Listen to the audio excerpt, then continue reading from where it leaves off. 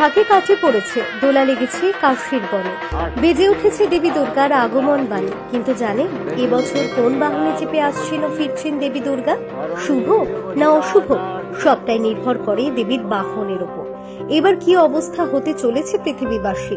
দেবী দুর্গার বাহন সিংহ হলেও দেবী দুর্গা মর্তে আসার জন্য ও কৈলাসে ফেরার জন্য ভিন্ন বাহন ব্যবহার করেন। তার বিচার করে পৃথিবীর ভবিষ্যৎ কেমন হতে চলেছে তা বোঝা যায়।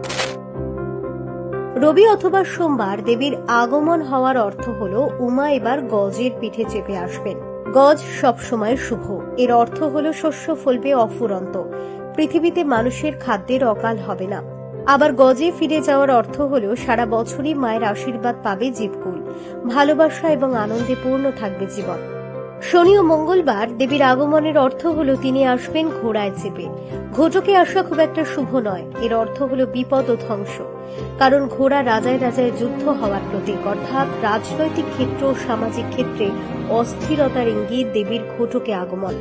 বৃহস্পতিবার ও শুক্রবার দেবীর পালকিতে আগমন অশুভ ইঙ্গিত দেয়, এর অর্থ অত্যন্ত খারাপ দিন অপেক্ষা করে আছে পৃথিবীবাসীর জন্য। খরা মহামারী অপেক্ষা করে আছে আগামী দিনে। দোলা বহন করেন 4 জন মানুষ, এর অর্থ হলো মানুষ একজোট না থাকলে খারাপ সময় পেরোনো অসম্ভব হবে। বুধবার দেবী দুর্গার আগমন ও গমন নৌকায়, তাহলে ইচ্ছে পূরণের ইঙ্গিত হয়। এর অর্থ হলো পৃথিবীতে শস্যের কোনো অভাব হবে না, একই সঙ্গে বন্যা হওয়ারও ইশারা রাখে এই বাহন। ফলে ভালো ফসল হলেও অতিবৃষ্টি এবং বন্যাতেও ভুগতে হতে পারে মানুষকে।